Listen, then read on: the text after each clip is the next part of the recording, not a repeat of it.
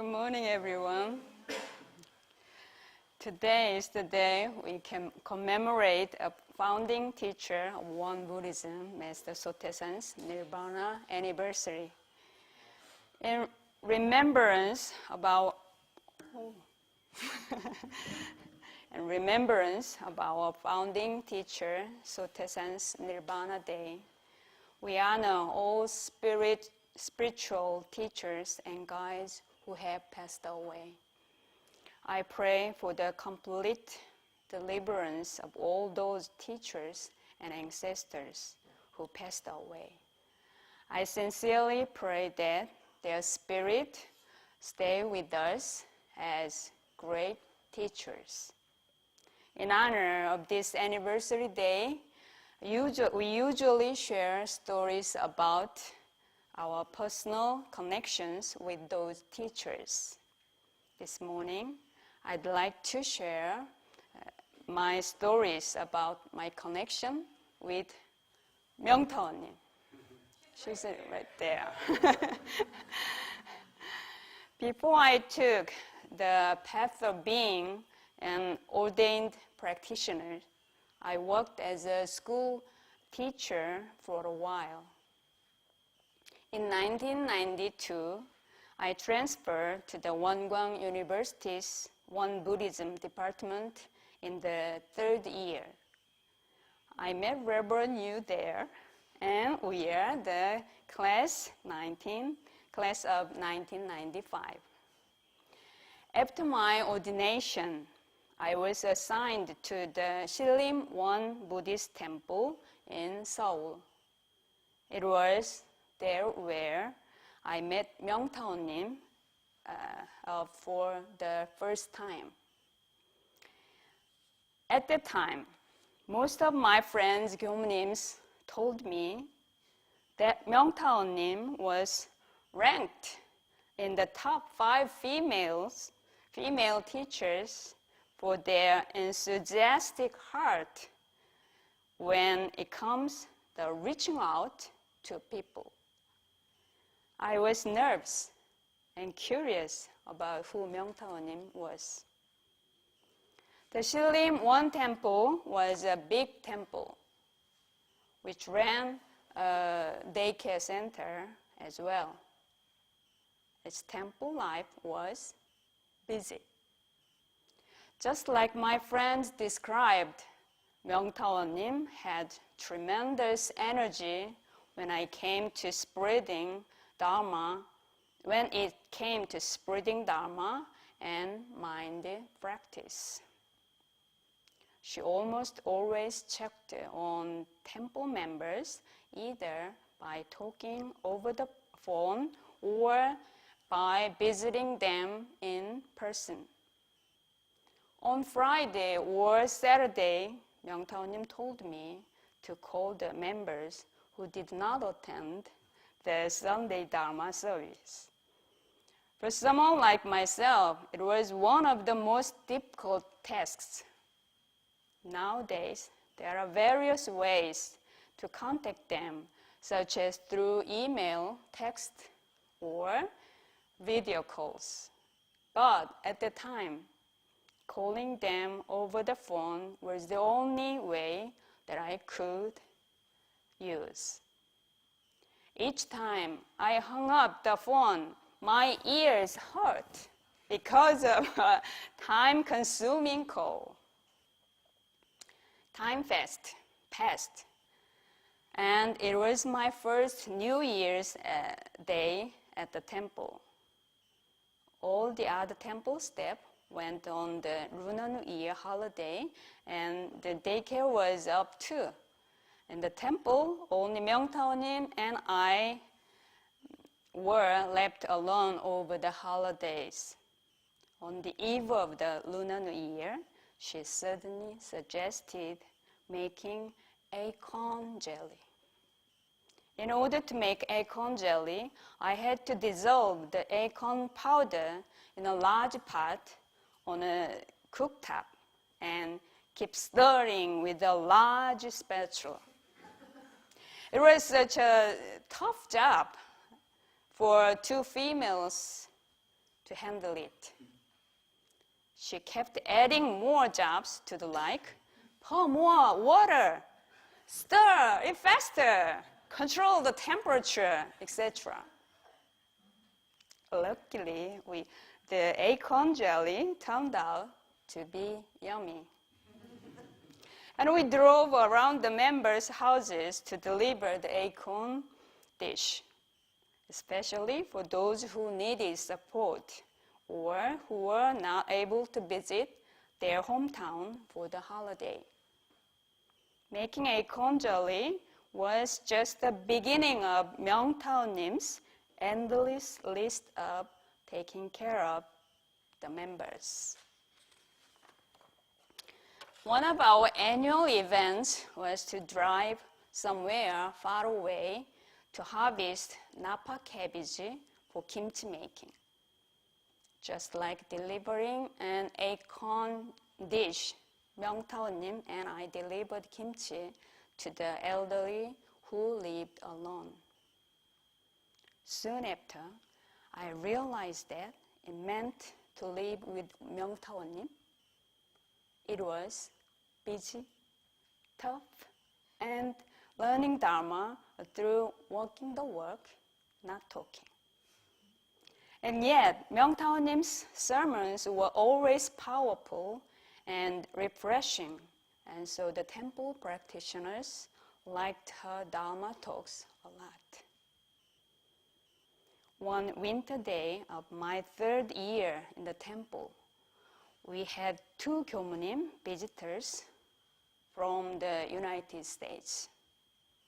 They brought such unthinkable news to us. Once they left the temple, MyungTawonim said, "Hey Yeri, the head Dharma master, Master Chwasanim, told me to go to the States to work. If I have to go, I'd like to go with you." I was startled by the news. I've never thought about going abroad. I do not speak English. How could I live in the US? And so I told MyungTawonim, no, I'm not going there. Rather, I'd like to go to Mountain Kumgangsan, North Korea, when Korea is unified later on. After my response, MyungTawonim told him that it would be hard to go to the States. Venerable Chwasanim suggested that if so, live there only for 3 years. I thought about that again and said, okay then, only for 3 years, right? Which turned out to be 24 years of living in the United States of America.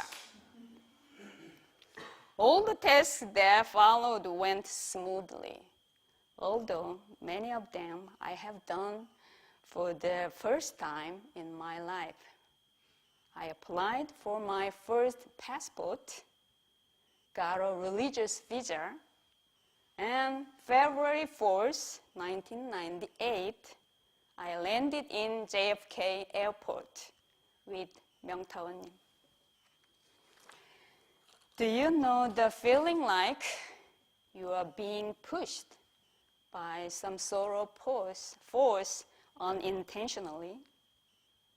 That was what it felt like to me at that time. I came to America knowing that I would only live like that for 3 years, but somehow I have been living here for 24 years now. At the time, MyungTawonim was the head of the Eastern Diocese of OneBuddhism and the head Gyomunim in the New York Temple in Flushing. Starting out as a junior Gyomunim, I carried out my Dharma work while my position of the temple was promoted over the years. Whereas MyungTawonim remained the head Kyomunim for the Eastern Diocese of OneBuddhism. While living in the Flushing Temple in New York, we supported the establishment of 6 new OneBuddhist Temples in Miami, Houston, North Carolina, Richmond, Boston, and Atlanta, Georgia. It was made possible because of the unfathomable hard work of the sponsors and the teachers. In the process of purchasing the site for the One Dharma Center, way before this retreat center was built, I visited this land a couple of times with MyungTawonim. The Korean diaspora made up the main congregation at the Flushing Temple in Queens. Our temple activities were focused on supporting Korean immigrants through the Wonkwang Korean School and Wonkwang Community Service Center programs. The biggest event we had was the Korean American Children's Festival, which was held annually in May. That event was especially for Korean American children and their family living in New York, New Jersey, and Connecticut. So we held various Korean folk games for them to experience. It was a large-scale outdoor event. Well, roughly 300 to 1,500 people participated. Depending on the weather and other conditions. Because it was an outdoor event, the weather was the biggest concern for us each year. Even now, MyungTawonim and I often think of folk festivals in New York on rainy and windy days in May. After living in the Flushing Temple for 13 years, in 2011, MyungTawonim and I pioneered a new temple in New Jersey. We moved to the temple in New Jersey and worked and practiced together for another 11 years. And there, we even shared the same room for all those years. What a close Dharma affinity we have built. By the time we moved to the temple in New Jersey, MyungTawonim had retired after serving for 14 years as the head of the Eastern Diocese. So her time in the New Jersey temple was more like volunteering, or she became like a junior Kyomunim, as I did for her years ago. She diligently supported me as I actively spread the Dharma. At the time, the temple building had not been purchased yet, so we started gathering in a farm building about 10 minutes from Exit 7, New Jersey Turnpike. The farmland was as large as the One Dharma Center. During the 3 months we were there, the current New Jersey temple location was purchased. An interior work for use as a temple building and public hearings for activity permits were prepared. Let me share one episode from the farmland. One day in February 2011, when white snow covered the whole world, I looked out the wide window of the house and saw countless flocks of gray ducks flowing into the garden in the distance. They stayed there for a while and then flew away again. I was wondering what they were looking for in the snow. What made them fly to this spot and stay there? MyungTawonim and I were very curious, and so we decided to go and find out why. We drove there on a day when the snow melted a bit. Later on, I learned that, unlike myself, MyungTawonim was thinking about something else. She thought that probably ducks laid eggs there, and so she could have gathered the eggs, sold them, and made money. Her mind was on how to create any possible resources to start a new temple. Anyway, we went there together, and to our surprise, what we found was a lot of excrement. And more importantly, when I looked even more closely, there were napa cabbage sprouts. I also found neni, which were Koreans' favorite spring wild herbs. The moment I saw these natural resources, I thought to myself, I don't want to yield these fresh vegetables to ducks. I waited until the cold winter days broke. Then, one fine day, I went out there with a knife and a basket and started to harvest those vegetables. I made soup and other side dishes with them. It was very delicious. And so, next time, I gathered up a few of the temple members to go there. And together, we harvested them and shared them with all the OneBuddhist temples in the States. We had abundant harvest, and so we sold the vegetables to buy an electric rice cooker for community lunches serving the congregation. Soon after, we were able to earn several $1,000 by digging up those herbs. And it led me to the next journey of temple life. However, after working for a month and a half, MyungTawonim and my body could not bear the hard labor anymore. Our back, shoulders, and fingers hurt so badly. We went to Korea to get acupuncture and more treatment.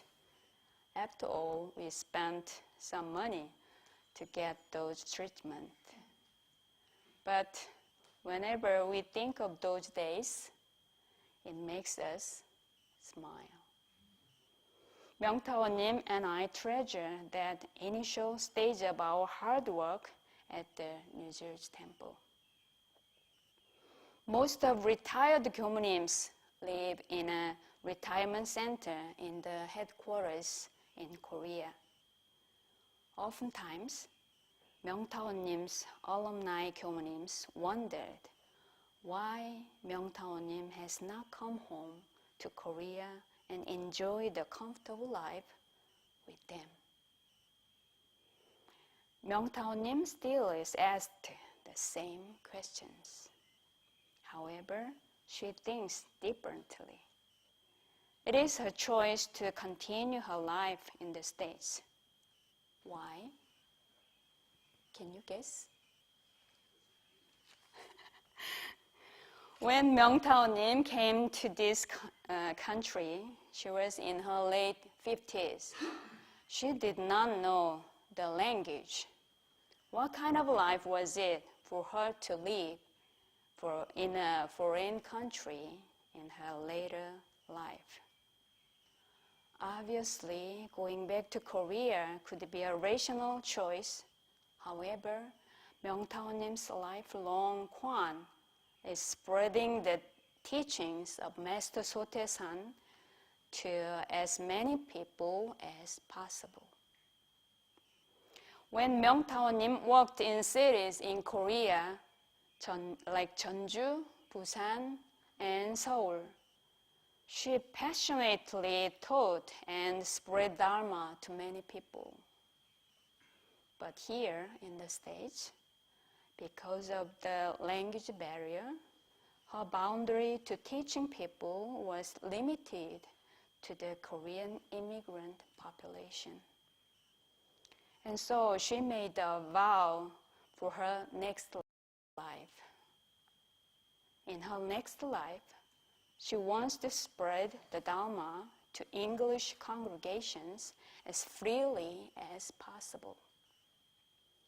With that vow, she studied English hard to get citizenship and became a citizen of the United States of America 15 years ago. A few years ago, MyungTawonim started to copy the Dharma discourse of Master Sotaesan in English. This morning, I shared only a tiny bit of my story with MyungTawonim. Our life journey began in Seoul, continued in Flushing, New York, then on to New Jersey, and finally here in the One Dharma Center. In our life journey, we lived together with the 13 other Kyomonims. All those years, while other Kyomonims coming and going, we have been together. What a special relationship I have had with MyungTawonim. Master Sotaesan said that even if the disciples' love for her teacher is half that of the teacher's love and thought for the disciple, Dharma will surely be passed on. This makes perfect sense to me. Many people were surprised to know that I spent all those years with one teacher, and they praised me for that. They say, "You are amazing." I think the credit must go to MyungTawonim, not to me. This is because I was able to live with one person for so long because MyungTawonim trusted me and supported me so well. In fact, she and I have completely opposite characters. She has a quick personality and has to do everything right away. On the other hand, I'm a laid-back, rather procrastinator, and then I usually work hard at the very end. While all those years living together, our opposite characteristics complemented each other's shortcomings. I think human relationships are interactive, even between parents and children and between siblings who share blood. There are disagreements when they live together. When I come to think of this, my life with MyungTawonim has been possible because there has been trust between the two of us from the very beginning. Patience, love, and mutual respect were other factors in my relationship with her as well. This applies to any kind of human relationship. In other words, Master Sotaesan expressed, everywhere Buddha image, every act Buddha offering. So, my story for today ends here.